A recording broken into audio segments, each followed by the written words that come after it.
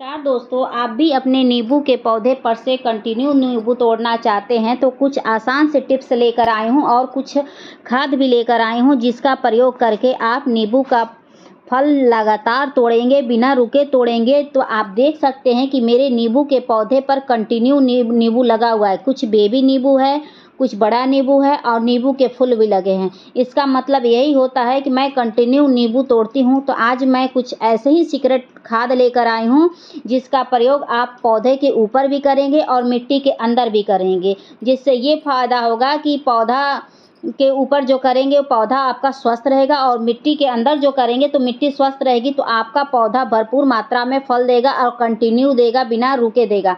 तो उसका प्रयोग अगर आप पौधे के ऊपर करते हैं तो पौधे में अगर मरोड़ रोग लगा है, पत्तियाँ मरोड़ हो गई हैं या रेड मकड़ी का अटैक हो गया, कीड़े मकोड़े लग गए हैं, चींटियाँ लग गई हैं, जो भी दुनिया भर की पौधे के ऊपर समस्याएं हैं उसको भी आप ठीक कर सकते हैं, पौधे को स्वस्थ कर सकते हैं। उसके बाद भरपूर मात्रा में फल आप तोड़ सकते हैं। तो मेरे नींबू के पौधे को आप देख सकते हैं कितना स्वस्थ है और कंटिन्यू इस पे फल आता रहता है दोस्तों। तो चलिए हम कीटनाशक पहले बनाना बता दें, उसके बाद तब खाद वगैरह शेयर करेंगे।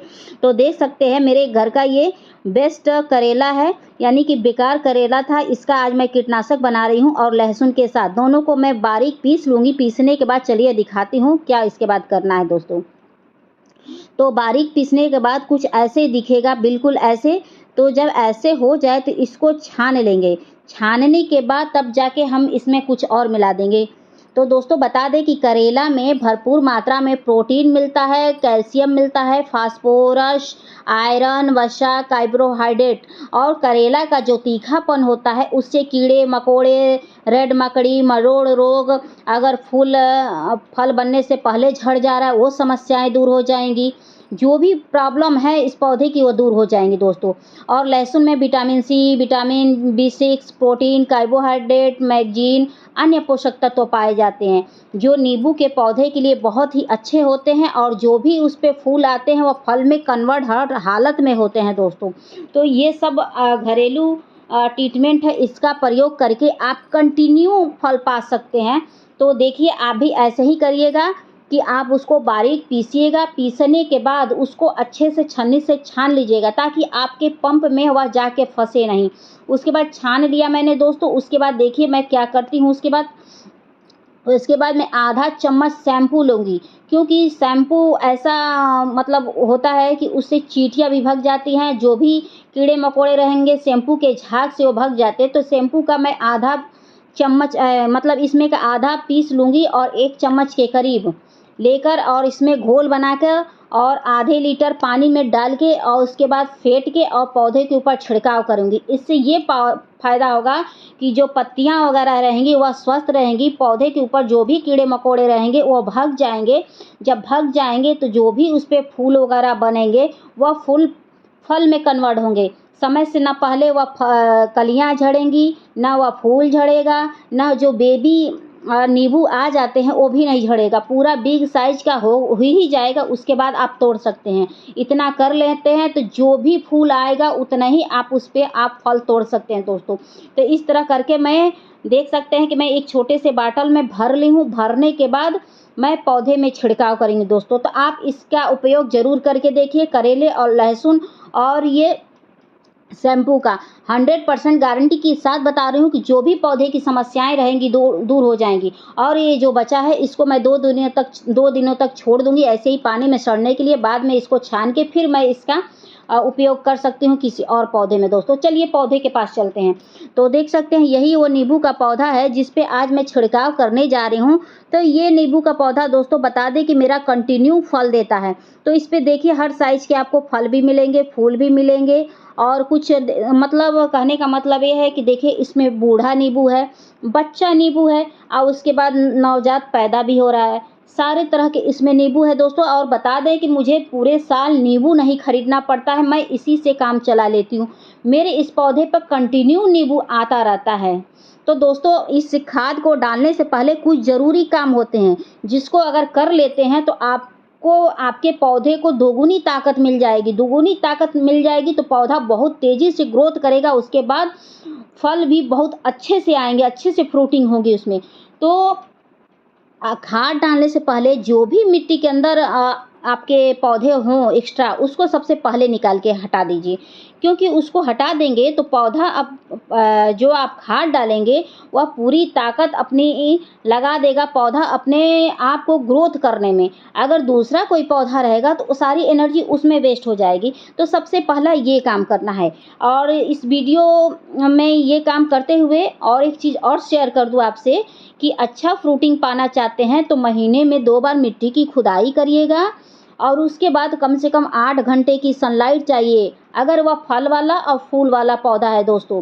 अगर अच्छा चाहते हैं कि उस पर मैं कंटिन्यू नींबू तोड़ूँ तो मिट्टी की खुदाई और 8 घंटे की सनलाइट बहुत ज़रूरी होती है। उसके बाद चलिए अब आगे बताते हैं कि और क्या करना है। उसके बाद देखिए मैं ऐसे हाथों से मिट्टी की खुदाई कर रही हूँ और जो भी इसकी एक्स्ट्रा जड़ें हैं सबको ऐसे नोच के मैं हटा दूँगी। तो दोस्तों देख सकते हैं कि मेरी मिट्टी कितनी ढीली बनी है कि मुझे खुरपे की ज़रूरत नहीं पड़ी।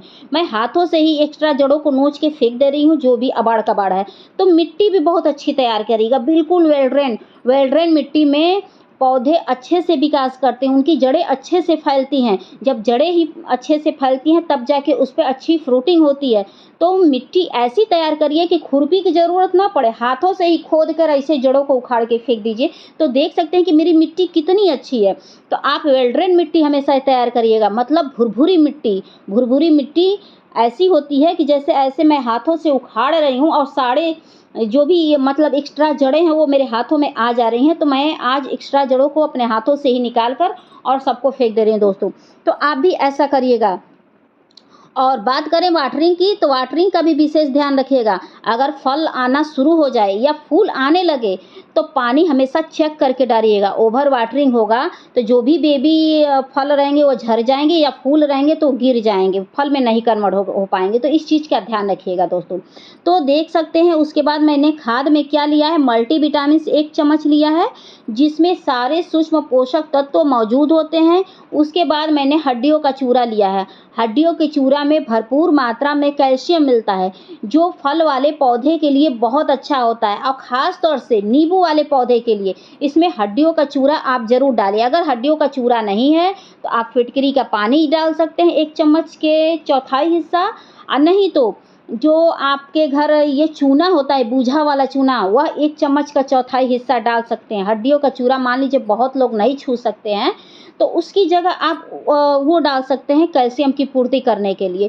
इतना अगर आप कर देते हैं तो आपका पौधा 100% गारंटी के साथ भरपूर मात्रा में फल देगा और पूरे साल देगा, बिना रुके देगा, कंटिन्यू देगा। तो आपने देखा है कि मेरे पौधे पर बेबी नींबू भी है, फूल भी था और बड़ा नींबू भी था, यानी कि यही मतलब होता है कि मैं कंटिन्यू तोड़ती हूँ। तो आप भी ऐसे करिएगा। उसके बाद आपने जो पेस्टिसाइड तैयार किया है यानी कि कीटनाशक तैयार किया है उसी से अपने पौधे के ऊपर छिड़काव उसके बाद कर दीजिएगा। आपने मिट्टी के अंदर खाद तो डाल ही दिया और पौधे के ऊपर छिड़काव कर दीजिए। उसके बाद देखिए आपके पौधे में कितनी जान आ जाती है, कितनी बम्पर इस पर फ्रूटिंग होती है। पूरे साल आप को तोड़ना है, अरे तोड़ना ही तोड़ना है, खरीदना नहीं पड़ेगा, इतना आप फल तोड़ेंगे इस पर।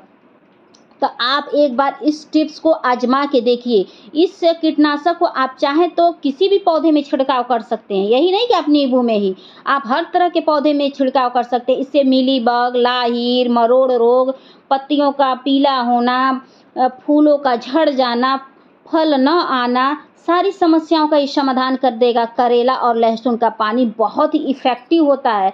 तो खुद ही देखिए मैं ऐसे छिड़काव कर रही हूँ तो आप भी ऐसे छिड़काव करिएगा। चाहे इंडोर हो, आउटडोर हो, आप हर तरह के पौधे में इस कीटनाशक का उपयोग कर सकते हैं। अगर आप खरीदने में सक्षम नहीं हैं कीटनाशक मार्केट में, क्योंकि सबके पास तो इतना बजट नहीं होता है दोस्तों। तो मेरी वीडियो पसंद आएगी तो please like, subscribe, comment and share ज़रूर करिएगा। वीडियो को एंड करते हैं, बाय।